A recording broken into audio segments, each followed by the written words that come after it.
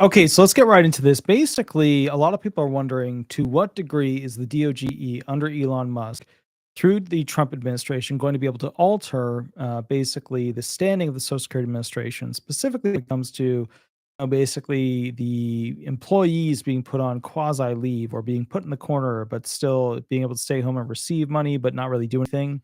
As we've seen with some of these other agencies, they've definitely gone after some low level and high level individuals with basically pushing them out of the way so they could go ahead and get things done. Now, here's an article specifically from Shelby Talcott, Social Security Administration topic. Doge follows longtime Musk pattern. Here we go. Here's the detail. Elon Musk's Doge shuttered U.S. aid. It has searched Medicare payments and gained access to a sensitive Treasury Department payment system. Its initial Labor Department presence prompted a lawsuit, and it's just getting started.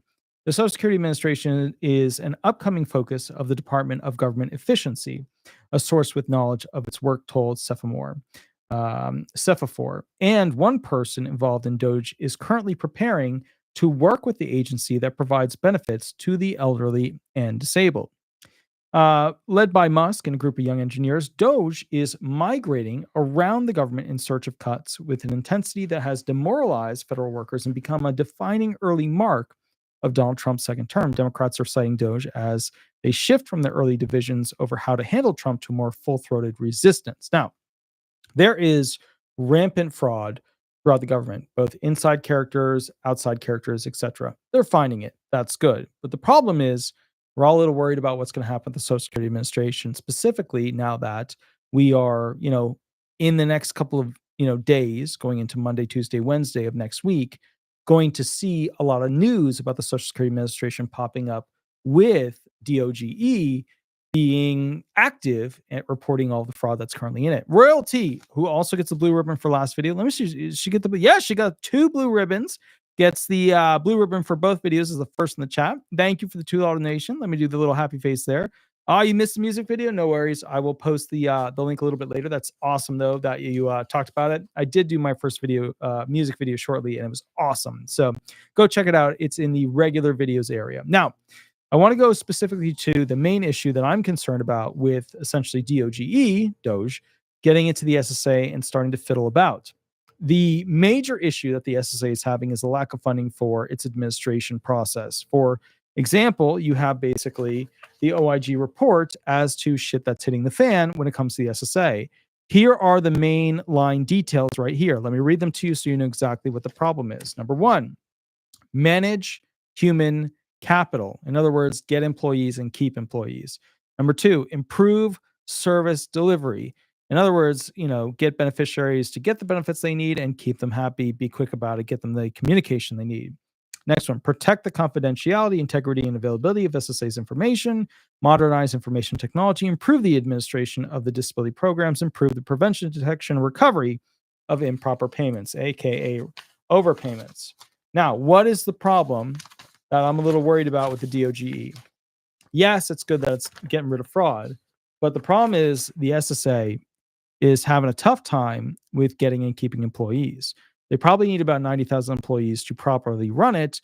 They are at a 50-year low, and they're not doing great. They're actually doing worse than they were before. Now, the main issue is not that overall they don't have enough employees, although that is a huge issue.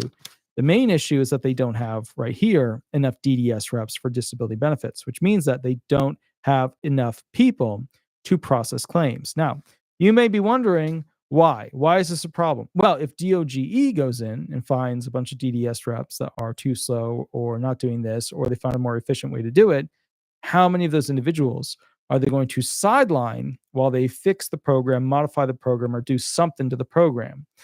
Also, if the DOGE starts to really push to put through, although it's not supposed to, Trump's, everybody has to basically get back to work, get back to the office program, then if they're able to push that forward with the SSA, even though he did put a little side waiver in there for SSA, it's not allowed to change Social Security benefits, yada, yada.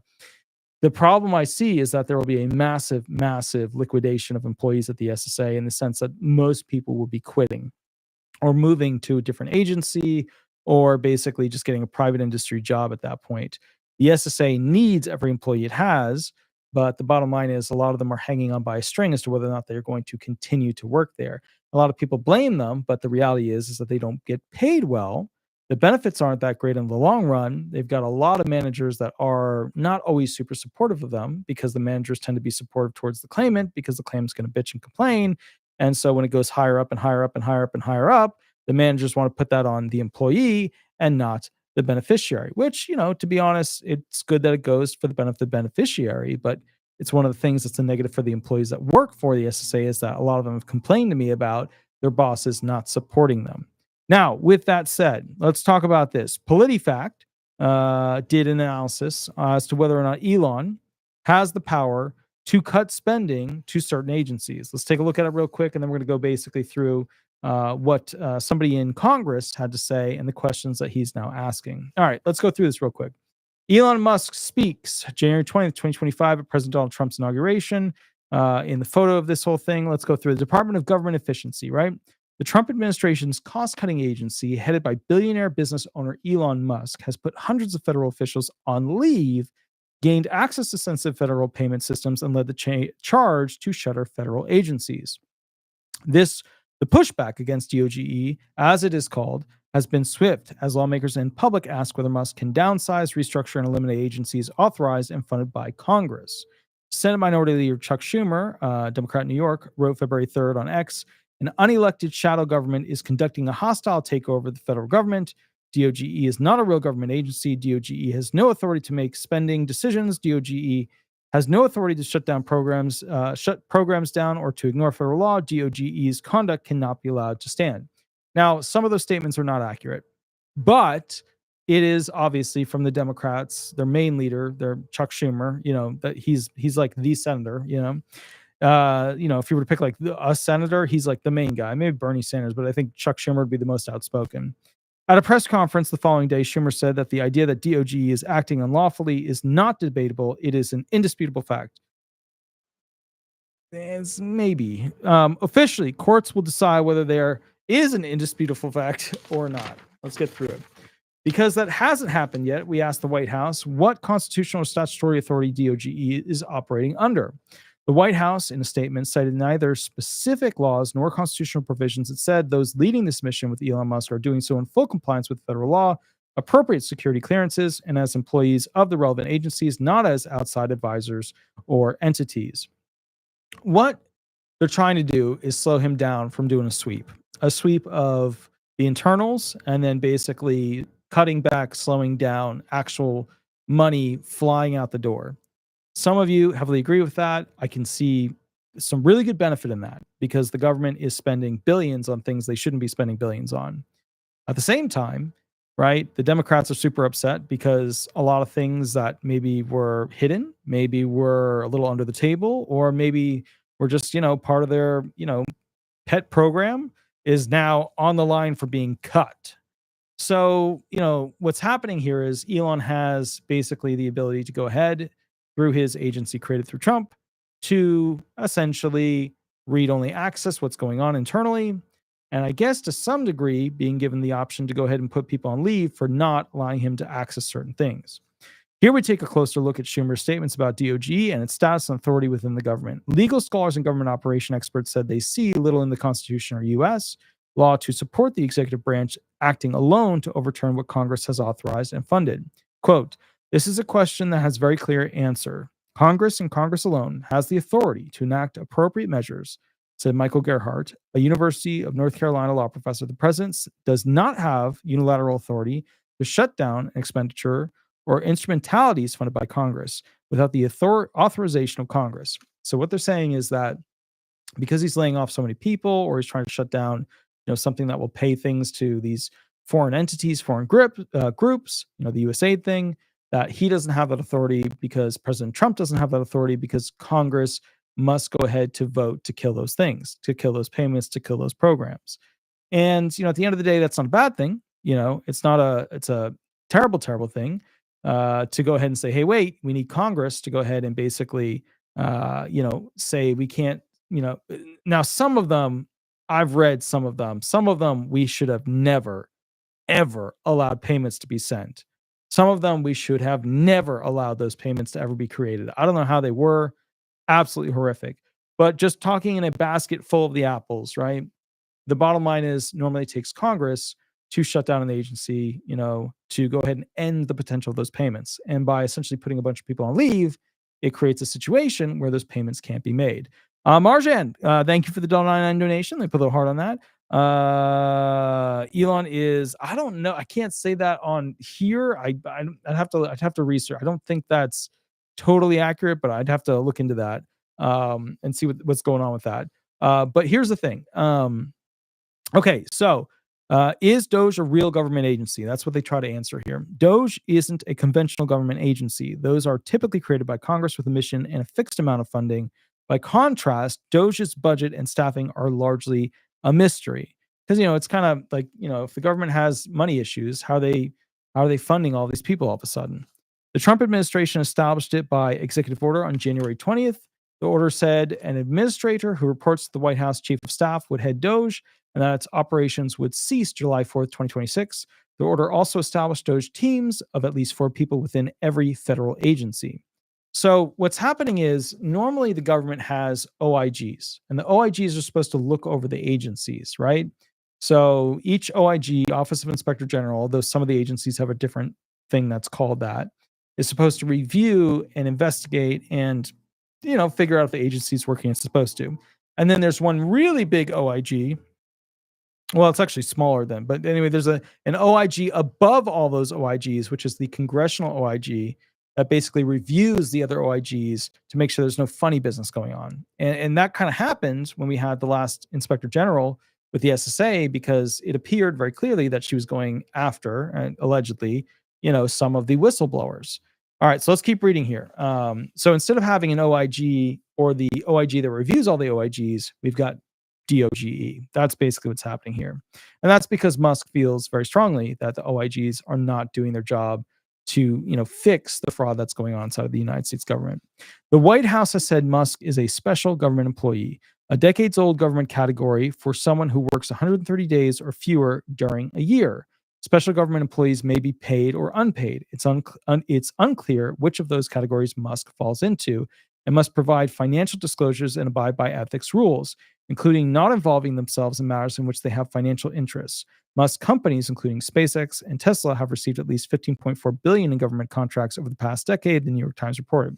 Remember, the past decades, that's not really what's accountable now. It's what he's going to be receiving while working with the government now, okay? Although, of course, they'll say, longitudinal line, blah, blah, blah. It's about what he's going to receive from the government now. Does D.O.G.E. have authority to make spending decisions? Legal experts we interviewed were dubious that it's legal for Doge to cut spending already appropriated by Congress and signed by the president. One key obstacle to the D.O.G.E. is the Constitution, specifically Article 1, which establishes Congress and empowers the legislative branch to appropriate funds. No money shall be drawn from the Treasury, but in consequence of appropriations made by law, it says. Beyond this, Congress has enacted and presidents have signed laws to reaffirm this principle. The 1974 Impound Control Act set up a detailed process for what a president could and, whatchamacallit, there you go, could not do when disagreeing over whether to spend money that Congress has approved. So in other words, what they're saying is when Congress, approves something to spend money, it takes Congress to stop that money from being spent. That law says that if the executive branch wants to cancel spending, it must propose a cut known as a rescission. Spending cannot be paused for more than 45 days as lawmakers consider the cuts. There are major issues with impounding funds that have been authorized and appropriated if they do not follow the Impoundment Control Act, said Bill Hoagland, senior vice president of the Bipartisan Policy Center and formerly a longtime Republican Senate aide.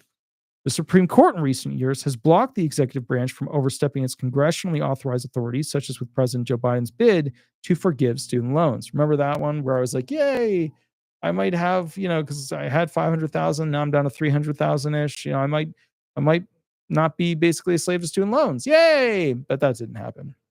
Quote, if Congress told the department of or agency they could regulate, they can, said Stetson University law professor Louis J. Varelli. The third, if Congress didn't, then they can't. Typically, the Office of Management and Budget and the Justice Department evaluate executive orders following a procedure President John F. Kennedy laid out in an executive order, said Stephen Smith, an Arizona State University political scientist. Quote, that process provides a review of proposed executive orders that includes their includes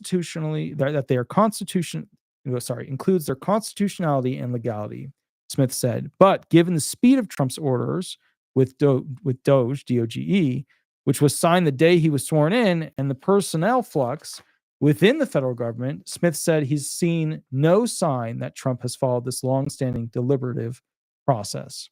So in other words, they want him to slow down. They want him to slow down so that they can sue him faster. That's what they're trying to do here. Meanwhile, the Trump administration has claimed both the right to impound funds, that is, to refuse to spend congressionally approved money, and its reverse.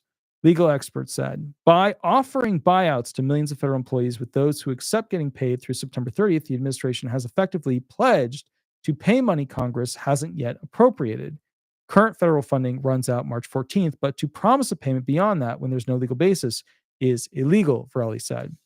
Now, just to be clear, in the private industry, when this all happens, when this all is going on, what occurs is that basically, if a CEO wants to get rid of a bunch of employees, close a division within the company, etc., they will pay off the employees to skedaddle. They'll give them essentially a severance. That's what he's trying to do here. Does the D.O.G.E. have authority to shut down programs or ignore federal law? Legal experts also believe the same legal justification. The Constitution's assignment of the power of the purse to Congress and subsequent laws would prevent DOGE from shuttering entire agencies. Remember, DOGE doesn't have to shut the entire agency. They can go ahead and just slow it down so that they can show all the fraud going on, and then the president can take steps to go ahead and get rid of that fraud. Under existing laws, such as the Impoundment Control Act, there are certainly instances in which a president could stop particular payments for particular reasons or for short periods, said Frank O. Bowman III, a University of Missouri law professor. Quote, but it is absolutely clear that a president cannot constitutionally, unilaterally shut down an entire congressionally created agency and all its programs. Trump and his appointees are working to remove the U.S. Agency for International Development's independent status by folding the agency into the State Department and pledging to lay off most of its employees. And Trump promised during his campaign to shutter the Education Department. So in other words, what they're saying is you can't just willy-nilly shut down entire divisions, departments, etc. of the federal government. So the kicker that a lot of Republicans are wondering, well, then how are they going to get rid of this fraud? And the fraud has to be basically voted on by Congress. What I think Elon and Trump need to be a little bit better about, although they're doing things very quickly, is lining up exactly why and exactly what they want to shut down. Because if they can shut down, things showing fraud or improper payments or this or that, because remember, there's another side, there's other rules related to fraudulent payments. But, Congress, and see, that's the thing too. Some of these payments are absolutely ridiculous. Some that have been made in the Middle East, like you're just like, how could that be? How could they have done this to us? And they did it. And they did it a lot. And so, but then again, if Congress approved it, it's not fraudulent because they knew about it. But a lot of these congressional leaders, House reps, senators, they don't read the whole bill. The bill's thousands of pages. You know how it is. Quote, the least sinister version of what the administration is doing is let's play this out in the courts and see if we can get approval through the courts, Varela said. Quote, if this ends up as a series of lawsuits where the administration attempts to expand their powers and the court sorts it all out, that's not outside the bounds of our constitutional democracy. So in other words, they're saying basically Trump is playing on the illegal side. He's hoping that the courts will figure it out, and maybe the courts will expand his power to allow him to do these things. Trump comes from the classic CEO private division way of doing things, which is, same thing with Elon Musk. You want to shut something down? You want to change something? Done. Get it done. You want to pull servers on something? You want to end using that building? Boom, get it done. It's not so much how the United States government works. The United States government is filled with a lot of gridlocks, a lot of slow stuff, and there's always a tail with having to spend way too much on anything. But Musk and Doge may be moving so fast that the judicial branch would have difficulty stopping them even if judges wanted to, legal experts said. The administration could win if lower courts do not make decisions fast enough, said Chris Edelson, an American University assistant professor of government. It could also win if judges decide to overrule longstanding precedent, he said. A Supreme Court that says presidents are immune to criminal prosecution for official acts, although that you couldn't get that no, because the Supreme Court ruled on that. As the current court did in 2024, it may also decide that presidents don't have to abide by other parts of the Constitution. So, can Congress stop DOGE if it wants to, and will it? And this is really what it comes down to for the Social Security Administration, because remember, if Trump can shut down parts of these other agencies, what can he do to the Social Security Administration, even though he's promised not to really change it? Institutionally, Congress has the most to lose, experts agree, but it's not helpless. Congress could pass a law blocking DOGE or at least some of its practices. During President Richard Nixon's Watergate scandal, as the Supreme Court moved strongly to constrain presidential power, quote, Congress backed the court up by moving to impeach him, Edelson said. Quote, I don't see any evidence of the congressional Republican majorities doing that. They ain't never going to impeach him. They're never going to do it. The Democrats will try to impeach him, many, many, many times again, but it's not going to happen because they just don't have the people and the numbers in the House or the Senate to do it. And also, at this point, Donald Trump is a martyr. There's no way that they're going to be able to impeach him. For instance, Senator Tom Tillis, RNC, acknowledged that some of Musk's actions could be unconstitutional, but, quote, nobody should bellyache about that, he told the news outlet Notice. Quote, that runs afoul of the Constitution in the strictest sense, but it's not uncommon for presidents to flex a little bit on where they can spend and where they can stop spending. Quote, David M. Dreisen, a Syracuse University law professor, said Tillis's comparison is faulty. Quote, there's no precedent for withholding monies across the board because of broad policy disagreements with the law, Dreisen said. Quote, that is a frontal attack on the legislative authority of Congress. If lawmakers don't challenge DOGE by passing new laws or going to court, they risk losing the powers that Congress has held for 2.5 centuries. Dreisen and other legal experts said judges might consider the lack of congressional opposition as they decide cases on this question. Quote, that shouldn't matter at all as a matter of constitutional law, Bowman said, quote, but I suspect that for some judges, the silence might carry some weight. Because remember, judges don't want to step on the toes of Congress. But at the same time, if Congress allows things to happen, that might speak to the judges as to which way this whole thing should go. Now, with that said, there's this person, Van Hollen, Senator, Senate.gov, from his website. Van Hollen colleagues press for answers on impacts of Trump administration buyout policy on Social Security Administration. U.S. Senator Chris Van Hollen has joined U.S. Senator Kirsten Gillibrand and others in a letter warning that President Trump's plan to buy out federal workers could make it harder for older Americans to get their Social Security benefits. Earlier this week, Trump offered federal workers the option to resign and continue to receive full pay and benefits until September 30th, 2025, even though many federal agencies, including the Social Security Administration, which processes Social Security applications, are facing staffing shortages, although I think the SSA is by far the worst out of every single agency. Further reducing staffing through the buyout programs could force seniors to wait longer to receive assistance and benefits, not to mention, of course, the disabled, who are in record wait times to be able to go ahead and get their benefits either adjudicated favorably or unfavorably. Quote, we are writing today to express concern regarding the consequences of an email sent to federal employees from the U.S. Office of Personnel Management on January 28, 2025. As you are aware, the email offered 2 million federal employees a deferred resignation program, allowing employees to resign and continue to receive pay and benefits until September 30th, 2025. It is clear that the administration is seeking to undermine federal programs by eliminating career public servants. We have grave concerns for how these personnel decisions will affect the programs that serve the American people, especially those served by the Social Security Administration, said the senators. What they're saying is, if they try to lay off a bunch of people and give them a severance at the SSA, there's not enough people to keep the program running because they don't have enough buffer there to basically have people like jump in. They just don't have enough. All right, recent executive orders issued by President Trump, including the return to work mandate, the hiring freeze, and others, threaten to reverse improvements in SSA staff morale and staff retention. On top of these executive orders, your January 28th email could result in a staffing crisis at SSA. Workers who were already burned out and underpaid will likely be tempted by the resignation program and as will the 1 in 4 SSA employees who are eligible for retirement.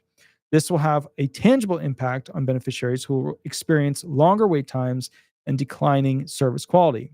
They continue to have these issues. They go on to press for answers to several questions regarding the buyout. Here we go. The letter was also signed by additional senators. Bottom line is here's a little bit more of it. We are writing today to express concerns regarding the consequences of an email sent to federal employees from the U.S. Office of OPM. Blah, blah, blah, blah, blah. Bottom line is same gig over and over, yada, yada, yada. All right.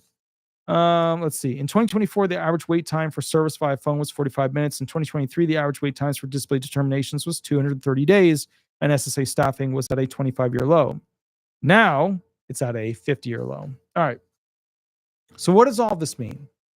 It means that we hope that the sights of change by Trump and Elon are not on the Social Security Administration when it comes to changing the personnel rapidly and aggressively. The SSA has complained that it's having a hard time finding talent that will not run away. And what's happening is a lot of people from college are getting hired. They're working there for so many months, and they're going in finding a different job because other jobs, basically, they want some experience, and working for the federal government for a federal agency is usually good experience. So they use that as a leapfrog to, let's just call it like it is, get their next job. It pays better, yada, yada, yada. The thing is this, okay? We will find out over the next 2 weeks what they're going to do with the SSA. So just expect a lot of news to come out. They may not be hyper aggressive with it because they know if they touch Social Security, it's going to be a bad situation for Trump. But at the same time, Trump is not worried about a potential, third run. Although they could pass that thing where they were saying if somebody was in as president and then not in and then in as president, that they could run for a third. They may pass that. We don't know yet. In which case that would probably cool his jets on the stuff he's doing so aggressively, so quickly. Now, Elon comes from the prototype model of business. Make a prototype, test it, throw it in the trash. Make another prototype, test it, throw it in the trash. Make another prototype, test it, throw it in the trash. That works in every form of industry to make a business better. It always works because you're always testing the product. Product's never perfect. You're always coming out with a new one, a new run, a new one, a new one, a new prototype. But the federal government isn't built like a private corporation. It's built like a gridlocked beast that can't find its way out of a, simple maze. So the reality is this. They're going to have to somehow figure out how they're going to go ahead and do what they want to do without stopping a lot of these congressionally agreed to payments. Now, while they're doing this, the Democrats are getting fired up and the Republicans are getting fired up too. The Republicans are fired up because they know that they're catching fraud after fraud after fraud after fraud, or things that seem as they are fraud, which to me they are fraudulent. But again, Congress approved them, which is insanity on some of these things. And then, of course, the Democrats are getting all fired up because they're like, hey, the hell, man, you're changing way too much, way too fast. And, we don't know if there's political firings going on and we don't like this and da-da-da-da-da. Well, I mean, they do know the political firings are going on. That's why they're so upset. It's going to be very interesting to see going forward, you know what I mean, as to whether or not this is a situation where we get a good outcome. To be fair, I know that when you have to rebuild a big company, this is exactly what you do. This is literally the exact model you use to rebuild a company. So will this end up being a good thing if they're allowed to do it with building a better federal government, getting better employees in there, getting more employees in there, getting blah, blah, blah? Yeah, it will. It'll change the culture of it. It will, over, a 4-year period, basically rebuild, restructure the government. Yes, this is what they do on big corporations. But is that going to fly with all these politicians? I don't know. I don't know if this is going to work out or be a complete shit show. In my opinion, the timeline is going to be a complete shit show, and then it's just one of these. It gets a little bit better, and then it swoops upwards and becomes really good really fast. But it's going to take 3 years to get to that swoop where it gets really good really fast kind of gig. I think that's realistically what's going to happen. So anyways, I see a lot of people are talking about essentially the things that they are funding over there. And just absolutely just wow stuff. But all right, so here's kind of the bottom line. I just want you to be aware of what's going on. The next 2 weeks are going to be extra spicy. So expect a lot of updates, a lot of stuff released. And then we'll kind of go from there. Also expect some of the courts to start to catch up with Elon at the lower levels. So, but remember, there's going to be appeals. You're going to go, lower, district, circuit, Supreme Court of the United States, all that jazz. All right, Attorney Walter Hnot, you have an amazing upcoming weekend. Beautiful Saturday and Sunday. And I will catch you a little bit later. Please remember to like, subscribe, become a member if you want. Also, if this video kind of taught you something, got you rolling in the right direction, gave you some ideas as to what's going on, please consider going to Google and typing in Disability Resolution Law Firm or Disability Resolution Florida. I will and throw in some stars up there. I will catch you all a little bit later. Please remember, I go live on Mondays and Thursdays to answer questions for free. And then I do a private mini contract if you want to get a private session for an hour where I basically go through claim details that you have. I'll catch you a little bit later. You have a wonderful, wonderful night. And we will go from there and just be good. Be good to yourself. And we'll catch up a little bit down the line. Thank you so much. And we'll go from there. Thank you so much. Bye-bye.